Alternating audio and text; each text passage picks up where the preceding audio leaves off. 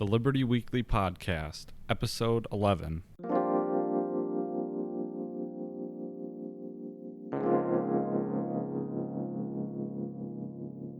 Now that we have this instantaneous connection directly from a human being to another human being who has a website, I don't think we need that congregation spot in the same way that we did before. And in some ways, my philosophy is that the power of what we are doing is that it is amorphous to a certain extent.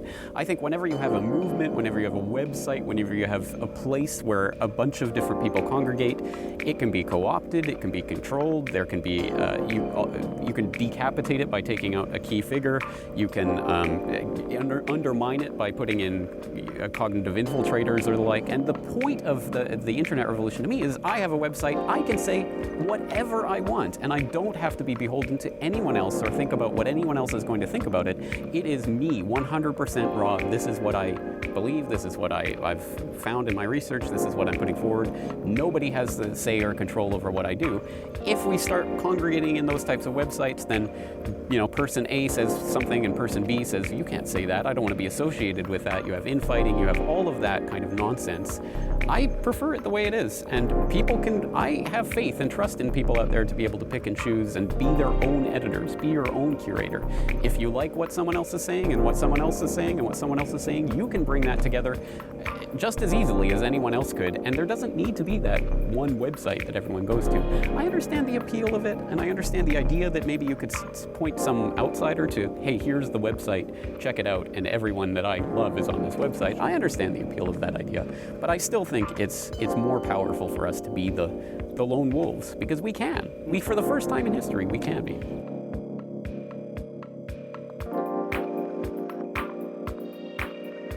Hello, everyone, and welcome again to another episode of the Liberty Weekly Podcast. I'm your host, Pat McFarlane, and joining me, as always, is the co-host, Jerry McCullum. Thank you, Pat.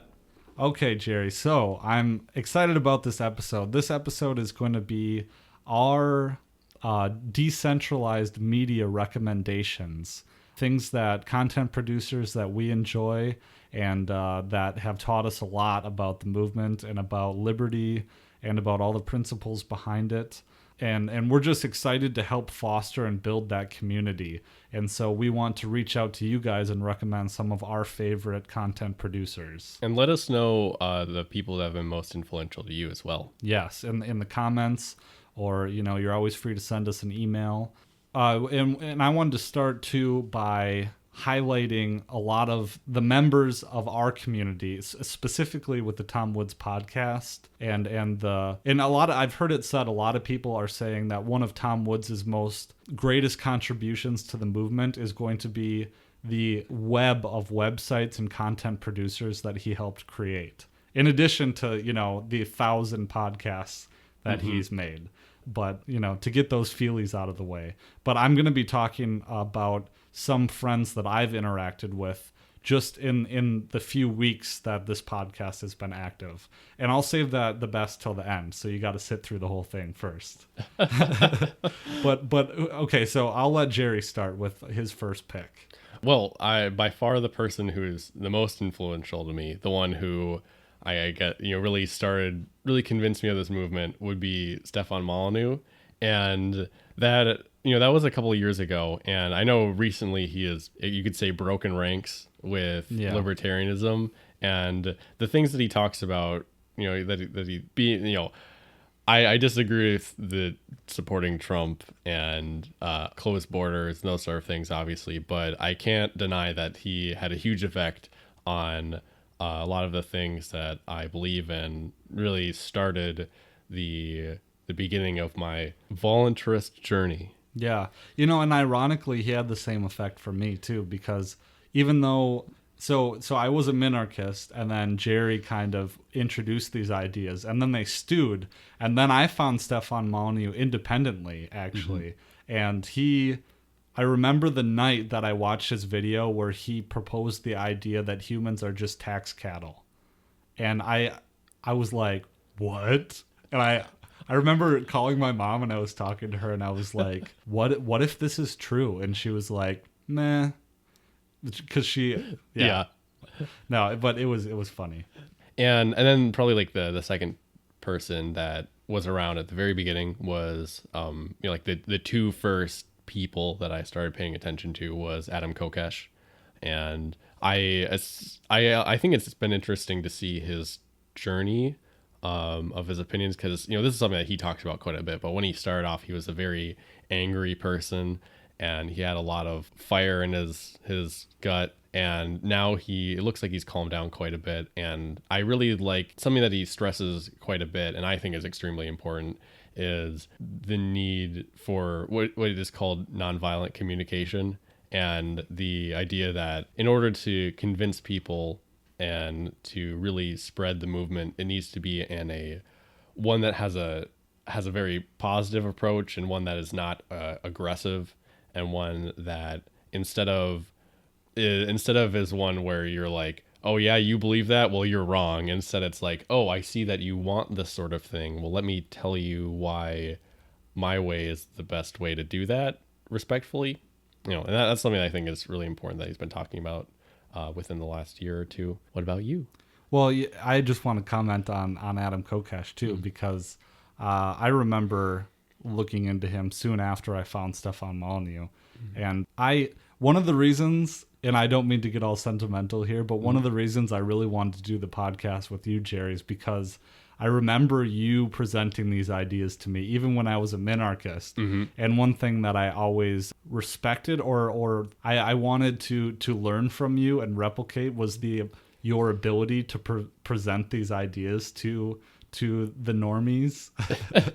And that's something I'm still striving to, because I do not think that's my strong suit, is communicating to people who are not privy to the ideas. But just as a quick aside, something that I think is an important thing to be aware of when it comes to communicating with people is that there are certain people that you're going to be better at communicating with, certain groups of people that you'll be better at sharing these ideas with than others. And that's just something to be aware of, is that you don't expect to be able to gel with every kind of person or every kind of group of people. And this is something that Judd Weiss recently, I watched, I listened to something that he was in where he mentioned that when you're selling, if you're like selling liberty, make sure it's important to understand that you're probably going to have a particular group that you will be the best at doing that to. And don't feel bad if there's other groups that you can't sell liberty to. That's an aside, but I think it's important to know. I'm still trying to find my group. But I think when people, I love gelling with people who are already privy to it, So, but it's this another theme of like what I wanted the podcast to be was, and we've talked about this before, has been us growing and the audience growing as well with us in our own journey of discovering liberty and what it means. But we are nowhere close to being finished. Yeah, nope, and accumulating knowledge too, and yeah, that's going to be a big highlight. One thing I always wanted to do is read more, and I was hoping, the more I read, I find the better I'm doing academically and in my life and with my ideas, and so to do that and try and share it with the audience too. I want to in some of the obviously the content that I've really talked a lot about, I'm going to just knock out of the park right now is or bring up right now and talk about as obviously the Tom Woods Show has been a huge influence, and if you're a listener somehow who has not listened to the Tom Woods Show, what are you doing right now? No, just kidding. But he's a lot of what influences, in terms of structuring the podcast and stuff like that. And he really encourages us to kind of join the.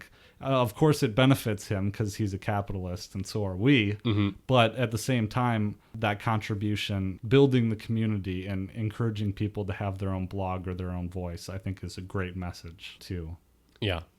Next person for me would be Larkin Rose, who I believe his content's almost primarily on YouTube. I think he also wrote a book. But one thing that I really appreciate about him is his videos, how he talks to other voluntarists is one that is, I've never heard him use words like government or police. He's always talking about gangs of thugs, people in uniforms who are kidnapping you. It's actually very refreshing to hear someone who, at least on his YouTube videos has kind of like completely like deprogrammed his speech, you could say.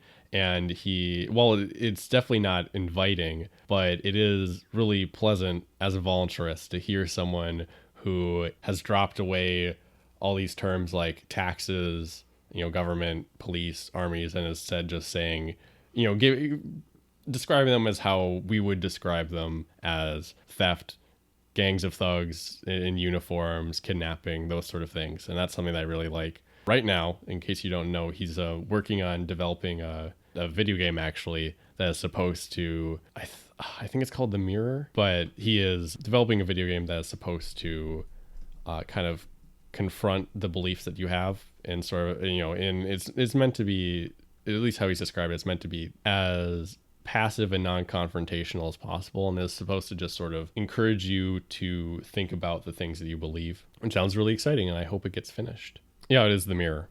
I was right. Oh, nice. Yeah, and so the next figure for me is one I've talked about very, very often on the podcast, but it's Peter Schiff. And Peter Schiff is known as the guy who predicted 2008, and there's the famous video, Peter Schiff was right.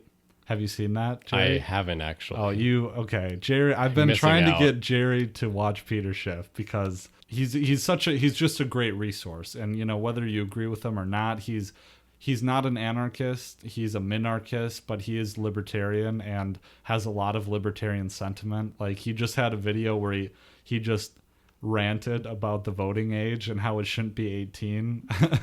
It's great. And to get an idea of how sympathetic he is, in the past he had Stefan Molyneux do his radio show for him. Oh yeah, step in yeah. for him. So, and he helped set up Tom Woods with his show too, way in the beginning. Yeah. And so he was on the radio a whole lot too. I know he had the Peter Schiff show. He was, pretty big with that. But you said he had Stefan Molyneux on, right? Yeah, a long time ago. Yeah. And I'm trying to think of his father, Erwin Schiff, was the famous tax protester who died in prison because of a very easily treatable condition that was neglected. Oh, really? Oh, that's terrible. Yeah, so just terrible crap there. But the audience here has already heard a lot about Peter Schiff, so I won't dwell on that. But I'll move on to the next resource. My favorite is the Mises Institute, and Jeff Dice specifically in the Mises Institute. As I've mentioned before, as an attorney who worked with the Ron Paul campaign, he's probably my idol and my who I eventually professionally aspire to be, aside from the podcast, which I always want to have. But he's one of those people that I agree intrinsically with everything that he says. And I don't warp my position at all. It just all kind of falls together. And the way he presents it, he's just very articulate and well-spoken. And he's a very great resource. And I'll try and sample him a lot more for the intro to the podcast episodes. But he does Mises Weekends podcast, which usually comes out on Friday. But they're a really good resource too. And he retweeted me once, I think. So that's a big deal. Yeah, okay. So who's your next one, Jerry? For me, this is someone I actually discovered more recently, but someone named Chase Rachels, who wrote, probably the most famous for writing A Spontaneous Order, but he also has, which I actually have not read, but he's got a lot of other content online. He has a really good couple articles that are really great at explaining kind of, I guess you'd say, debunking left libertarianism and like syndicalism, that sort of thing, which I thought was really interesting. And he is extremely precise and articulate, and his work is obviously, it's all written out and well written, and I really enjoy it, and I think that a lot of people would enjoy listening to it as well. Next up on my list is Bob Murphy. Actually, he does Contra Krugman with Tom Woods, and he's a really good resource too. I know his primary focus is in environmental economics and stuff. He works at the Free Market Institute at Texas Tech, I think it is. Don't quote me on that, but he's a really, I met him at Freedom Fest, and he was super duper nice. And I don't think I've seen some of his debates, and to temper my praise for him, I think that he is not the best debater, but I think he's a genius, seriously an economic genius. And I've seen he does really complex math stuff.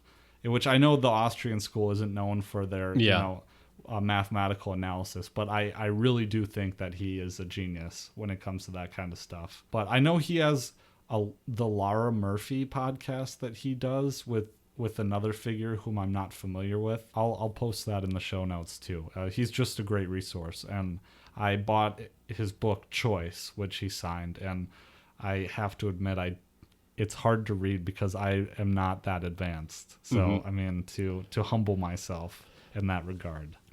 Should I continue, or do you have another figure? I've got another one. Okay. This is a bit different, but it's someone named the YouTube channel is called Bitbutter. And if you want to have a professionally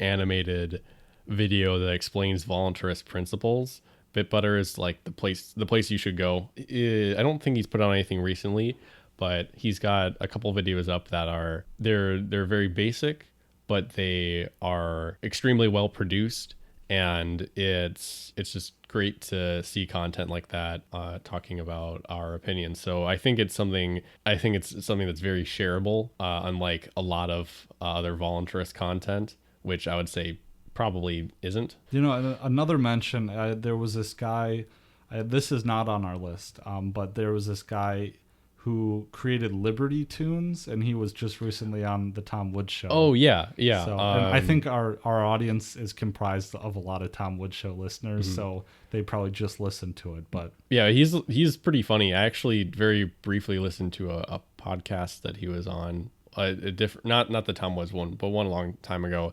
and he's just like a funny person to listen to. Yeah, And he seemed like he was just a normal kid like us, Yeah. So it's always nice to see, fellow kids like us doing well and succeeding. And so now with our next figure here, we're kind of broaching into the alt media, which is a different sphere, would you say, than the voluntarist community? Absolutely. Although these two people, I don't know if they would identify as voluntarists, but they definitely espouse those ideas. So the first person that we want to talk about, who we've mentioned quite a few times before, would be James Corbett of the Corbett Report, which is not the Corbett Report.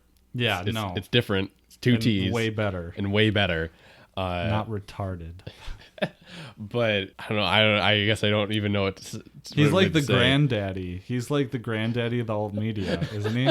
Even though he's a younger guy. I don't know if we would say granddaddy, but by far, he's one of the people that I respect the most within the alt media. Yeah, he's been around for 10 years. He just celebrated 10 years. So I would highly recommend listening to his stuff, his content, and although it's not obvious at first, but he's talked about at least voluntarist ideas. I don't know if I do think he has a video where he's talked about voluntarism. For sure he's talked about agorism quite a bit, but he is very much gets out of the political paradigm. He understands that it's not, that politics are a waste of time and that people shouldn't participate in them. And yeah, I don't know. It's great content. Yeah, and I guess he would be known maybe as a slur as a conspiracy theorist, but to explain what James Corbett does is, and I know we're going to touch on the conspiracy thing a little more, which I think whether we like it or not is going to be a reoccurring theme in the podcast. Yeah, just because the conspiracy theory phenomenon is so related to the deep state and their shenanigans, or the government shenanigans. We take for granted that the government lies and lies all the time. And so when it comes to spotting the lies and trying not to get too carried away or too gullible with certain things, and the euphemism would be take one red pill and not the whole bottle. Yeah. And so, but the thing with James Corbett is that he practices what he calls open source media. And the way I've heard him present it, which is what I'll link to in the show notes here, is that his project is to open source information about these quote unquote conspiracy theories, just in the same way that the intelligence agencies like the CIA does it, is that they openly admit that 98% of their intelligence is gathered on public documents. Yeah, and that's what Corbett does. Is he doesn't, he wouldn't, nothing that he does he would call investigative journalism. It's things that are all open to the public that either other people have brought to light, or or maybe they're disparate facts that have been released on the mainstream media that once put together create something that is resembles the truth. Resembles the truth. Yeah, that would be a great way to put it. Yeah. And he's super good at explaining and presenting it all logically, just in a way that really makes you connect with it. And what his website is a resource, and that's what he's always wanted it to be, where he will call upon the audience to scour the internet, hundreds of people scouring the internet and finding this information and compiling it within his comment section on the website. Mm-hmm. And so that's how he sources a lot of his intelligence for his content, and it's just great. There's so much there that you get lost in it, really. And he's been a great resource for there were two levels for me, was realizing realizing one, that government is not good, which I guess I've always known. Mm-hmm. 2, the anarchist, where you shed the illusion. And then 3 is the Corbett realization, which is a little more depressing when you realize the kakistocracy, which would be ruling by the worst. Yeah, if you're not familiar with the term kakistocracy, it is rule of the most terrible people within society. Yeah, and that's what we have, essentially. And just realizing the depths of human misery that have been caused by the elites and by globalists. In air quotes. In air quotes, yeah, you can't see that, I forget. But yeah, the quote-unquote globalists and just the atrocities committed, democide by governments, and that's still being pervaded in depraved crimes and Bohemian Grove and stuff like that. It's a maw that you get sucked in. Mm-hmm. But let's move on and not get sucked in. Well, similar to that, someone who is a reporter would be, I would think of him as related to Corbett, would be Luke Rukowski of We Are Change, who I really enjoy his content. I think that, he does more breaking news stuff, and a lot of his earlier content was, I believe at least, was confrontations with the political elite, which were always, I guess, pretty interesting to see, but it's like him running up to someone and it's like, tell me about Bilderberg, like those sort of things. But lately he hasn't been able to do that much stuff, those sort of things lately, just because security has gotten a lot better around these individuals. But he does a lot more breaking news. He goes to locations to report on things, and he's someone that I regularly go to for news. Yeah, I've consumed his content too, and it's good stuff. Yeah, especially the Bilderberg coverage this year. Mm-hmm. And someone who is also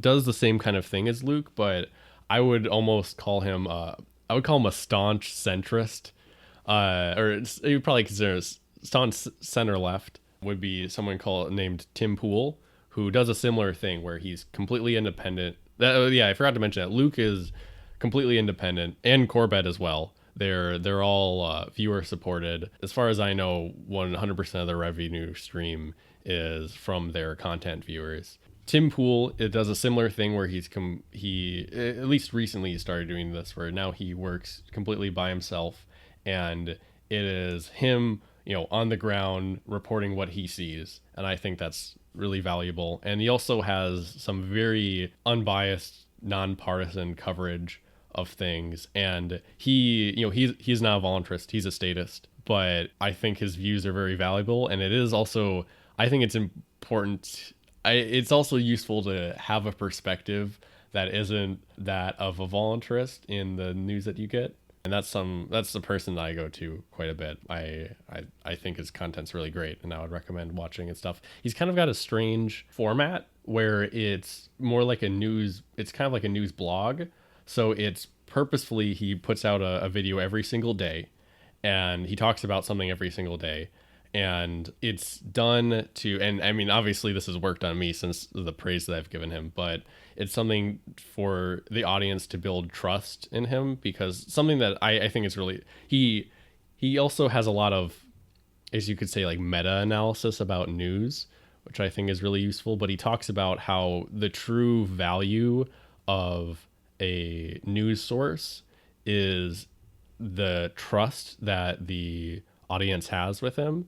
And his current strategy, which I think is a really interesting one, is to do a daily vlog where it shows a little bit of his personal life, and then the rest of it, the majority of it, is him talking about news stories or him doing coverage.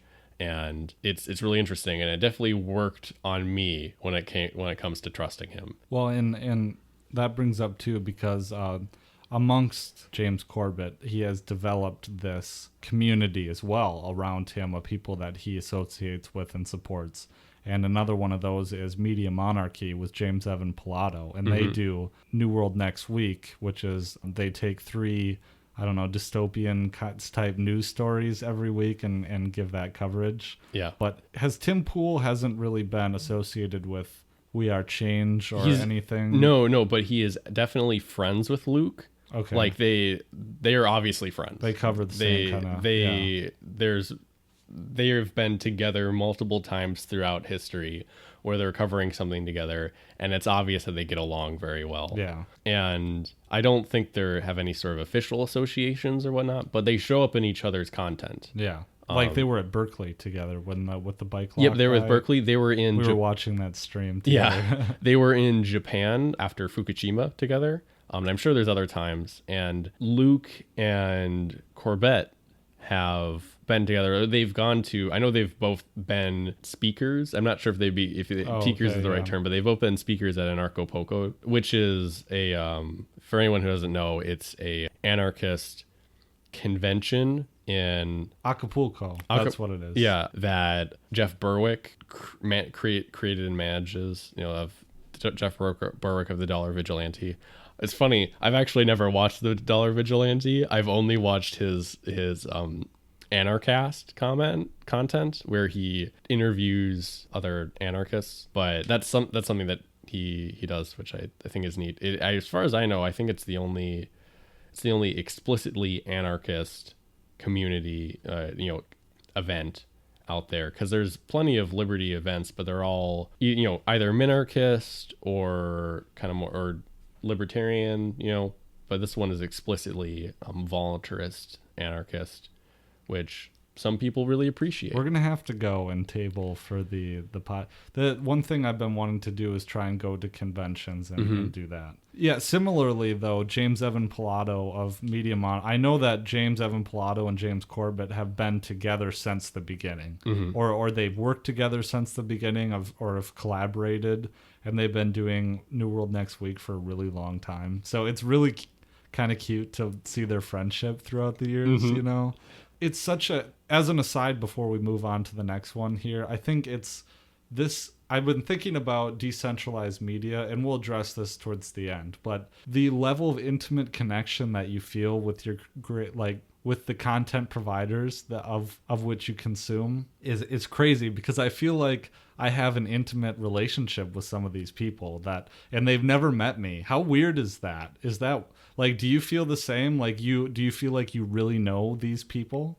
Occasionally. I wouldn't know if necessarily it's with any of the people that we've mentioned so far, but I absolutely have felt that with different, content creators on YouTube, that sort of thing. I know exactly what you mean, where there's certain people who you're kind of like, in a sense, you sort of feel like they're your friend, Yeah. But even though you aren't. Yeah. And I've been listening to some of these. It's going on over a year now that I've been listening to some of these people on a daily basis. I'm talking daily, like in the shower or driving or whatever I'm doing. It's always, that's such a. And I was thinking about that today. Like, what a time to be alive when it's possible to, some guys talking. Some 2 kids are talking in their basement in Minneapolis, and someone in Alaska is listening to it, or and it's just crazy, just crazy. But some other people I wanted to mention. I mean, obviously Ron Paul.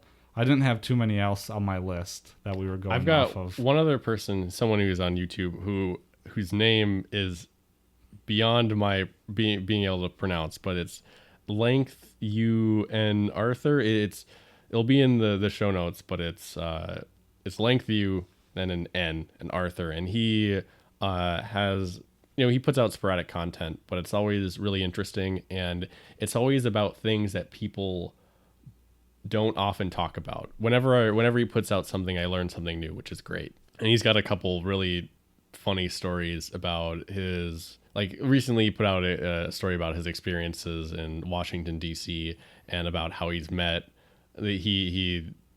met someone who is actually working in DC, and they just he just casually, he wasn't purposely sleuthing or anything like that, but just from casual conversation with this person, he learned a whole bunch about how corrupt and how inefficient the government institutions in Washington D.C. are, and how apparently there's kind of like a de facto tenure there, and how a lot of times, after working so many years, their productivity will suddenly drop sharply, and they won't work hard at all. It's kind of like, what was it, the FCC, or there was a particular government agency where it was found out that the majority of them were just masturbating at work most of the day. I heard about this. Yeah, I can't remember. And this was something that kind of confirmed that. And it's, man, what a life. It's a pretty bizarre world out there. Now, you would assume that it would probably be pretty great, but I don't know. I imagine working a government job like that would actually be kind of unfulfilling. Soul crushing. Yeah. Because I personally, I gain a lot of value from being productive. Yeah. And I know that if I had no job, even if I had more money than I could ever imagine, if I didn't have a job, I don't think that I would be happy. I'm like that too, actually. And although I've done my fair share of slothing in my life, but I think that I would be a sloth and I wouldn't be happy. Yeah. I'm not saying that I would. I'm not saying that I would work, but if I was in a situation where I absolutely didn't have to work, and for some reason I got into the habit of not working, I would not be a happy person. Yeah, I don't know. When you said that, I just had the image of you being a sloth, like a literal sloth. But okay, I wanted to, in the end, as we kind of close this podcast up, there's a lot more content producers out there that I could talk about. Oh, one that I wanted to mention was Newsbud. Newsbud is it's the brainchild of Sibel Edmonds, who is an FBI whistleblower. I think she was FBI, but I'd have to do more research on her, because I only know her as being the head of Newsbud, or boilingfrogspost.com, which was a precursor. Newsbud is also an independent source for in-depth, it's subscription based, but it's an independent source for super duper in-depth analysis of topics with experts, very highly respected experts who uncover a lot of the mainstream media lies and stuff like that. And they do really great work, but it's subscription. But one segment that they have that I've really enjoyed was Mind Hack. Yeah, it's called Mind Hack with Jeff DeRiso. And it's really great. I've seen some stuff about mind control, like CIA mind control and stuff, and he goes through the factual stuff, but he did a good episode on debunking like Bill Nye's bull crap, and it was pretty cool. But as we're kind of closing up here, I mentioned Media Newsbuds, so I think you all should check that out. They're doing a Kickstarter right now to try and get it off the ground, but it's been real professional content and stuff like that, and it'd be a good resource for us to have. I wanted to also mention, before we start talking about decentralized media a little bit towards the end, I want to mention members in our group that I've interacted with. Our group being the Tom Woods blog group, I guess. Our peers, you could say. Our peers, yeah.